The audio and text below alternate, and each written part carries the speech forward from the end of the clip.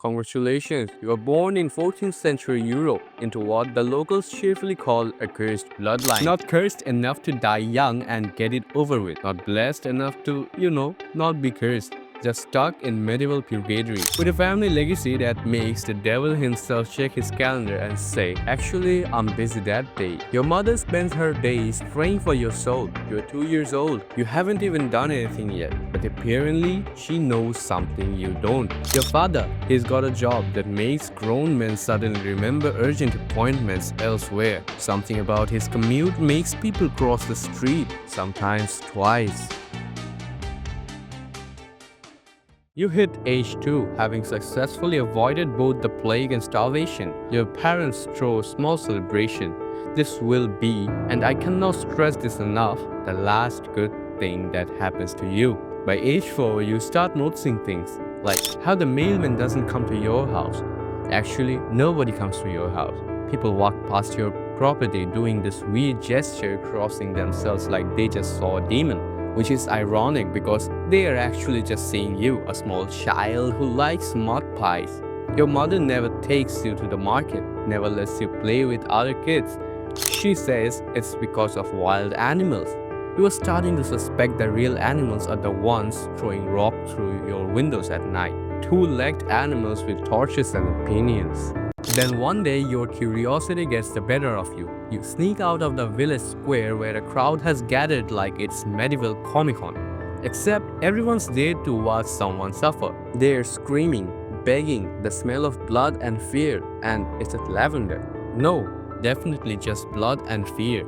And there, working the crowd in dark hood like the world's worst magician, is a man with that looks like gardening equipment but decidedly is not. The crowd parts when he walks by. Some people spit, others stare. One guy even faints. That's when you see it. Your father's face under that hood. Surprise, Dad's not a traveling merchant after all.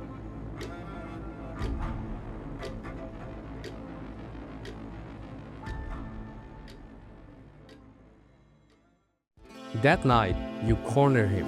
Your father sighs, the sigh of a man who has been dreading his conversation since your birth. He sits you down, pulls off his gloves. His hands look like a medieval workshop manual, scarred, stained, and telling stories you don't want to hear.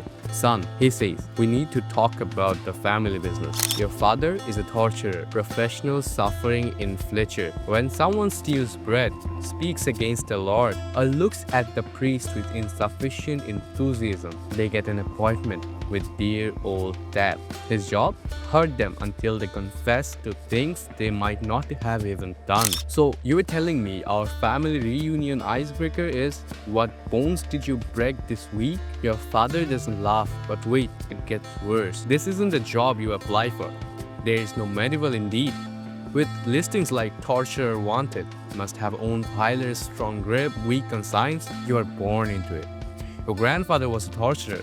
His father before him, his father's father invented 3 techniques that are still used today. This isn't just a family business, it's a family curse with a 401 plan. Except the 401 is screaming and less retirement security. And congratulations, you just inherited it. Hope you weren't planning on becoming literally anything else, right?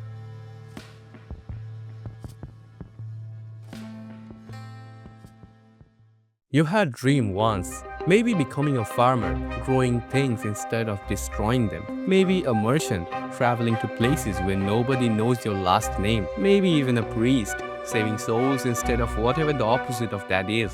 But none of that matters now. The city won't let you do anything else. You are marked, branded, cursed from birth to follow, and Daddy's bloody footsteps. It's like being drafted, except you can't dodge it, and the war never ends.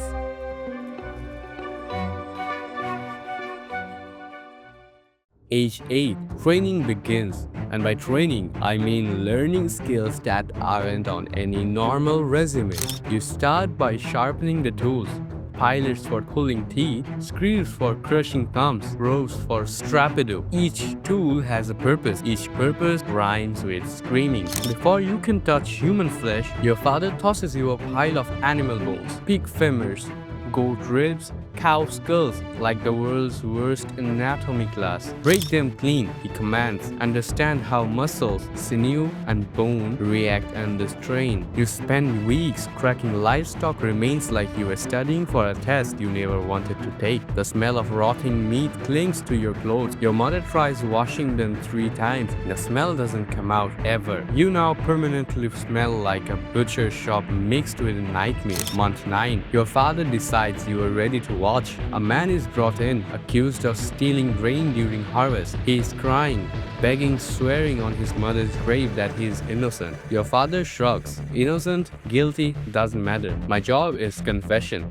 That's what the law wants. He starts with the thumbscrews. They look like something from a toolbox until they start doing what they do. The man's screams are so loud you think your ears might actually bleed. You want to look away, but your father is watching you, making sure you don't flinch. This is your future, he says, like he's showing you a college campus. The man confesses after his 3rd finger breaks, admits to stealing grain he never stole, names accomplices who don't exist, all just to make it stop. Your father nods, satisfied, and it is a successful day at the office. You are 12 now, and suddenly it's not just watching anymore. Your father hands you pilers and points to a prisoner's mouth. Start with the back teeth, he says casually. Like he's teaching you to change a tire. They're easier to grip. You hesitate. The prisoner looks at you with eyes that beg for mercy you are not allowed to give. Your father's hands land on your shoulder. Not gently. You do it now or I do it later to you. He whispers, then darker. And if we cross the church or harm the wrong noble, they will burn us both alive. I have seen torturers end up on the same pyres they prepared for heretics. Your first tooth extraction takes forever. Your hands shake like leaves. The prisoner passes out halfway through. Your father shakes his head. Sloppy work. Practice until you get it right. And you do, prisoner after prisoner, until pulling teeth become as routine as brushing your own, which you now do obsessively, by the way. Age 15 brings anatomy lessons that no medical schools would approve. You learn where to cut for maximum pain without killing, how long someone can hang before their shoulder dislocates, how many turns of the rack it takes to make someone beg. You discover something interesting. Fear is often more effective than the pain. Sometimes just showing someone the tools makes them talk. The human imagination fills in horrors you don't even have to mention. Your father introduces you to the Iron Maiden, a human-shaped metal sarcophagus with interior decorating by Satan himself, spikes everywhere, positioned to pierce limbs and shoulders but never vital organs. The R your father explains over someone screaming is prolonged suffering, not swift death. Think of it as extended customer engagement. You are starting to think your father's sense of humor died before you were born. By 17, you are ready for the rack, the king of torture device, a wooden frame that stretches people like taffy. If taffy could scream, listen to their breathing. Your father coaches. When it gets racked, ease off. When they start talking, tighten more. Hit them right on the edge between confessing and dying. It's an art form, really. An art form, sure, like painting, but with more dislocated shoulders.